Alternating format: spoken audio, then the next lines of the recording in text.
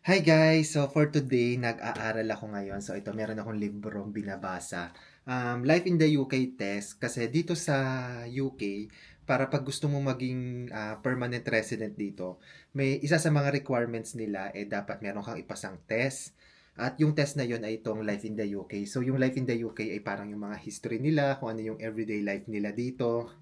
So yan, medyo na nangangalhati na ako sa pagbabasa dito at medyo nakakaantok kasi nga pag history talaga nakakaantok siyang basahin pero kailangan para pumasa tayo, di ba? So ayun na nga, isa lang to sa mga requirements. Meron pang ibang requirements kaya ng parang English test, may English test pa dito, tapos meron ding residency mo dito, ibig sabihin dapat makakomplete ka ng 5 years, tapos meron dapat mga required lang na wala ka dapat sa UK. So pag madalas kang lumalabas, baka maging ineligible ka. So maraming mga requirements and itong pag-take ng exam isa sa mga requirements. So next year yung aking parang pwede akong mag-apply and pwede na tong i-take anytime naman. So tetry ko na yung i-take ngayon kesa pa next year, 'di ba? Para sure. So yan, medyo nangalhati na ako dito and habang nagbabasa ako ng libro, meron din siyang mga online. So yung mga may balak ding mag-exam, meron ding mga available online. Kung wala kang libro, meron namang online na may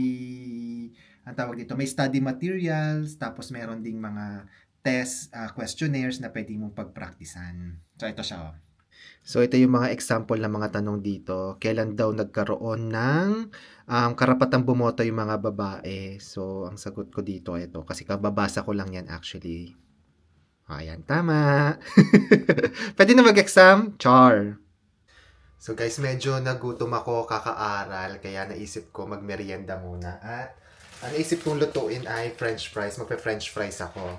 Parang hapon kasi ngayon dito, parang ang masarap sanang merienda ang mga balinghoy, yung suman o kaya banana Q at saka pansit. Kaya lang wala dito, so mag-french fries muna ako. So lutuin ko muna tong french fries.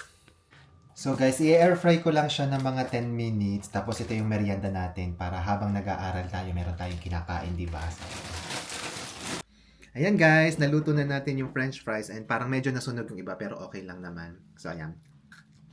Hmm, masarap.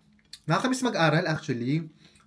Parang na-miss ko yung life ko nung estudyante ako. Nung estudyante kasi ako, um, hindi man ako masyadong matalino. Parang feeling ko masipag lang ako mag-aral dati. And ayun, baka sa awa ng Diyos nakapasa naman. And nakapasa din ng board exam.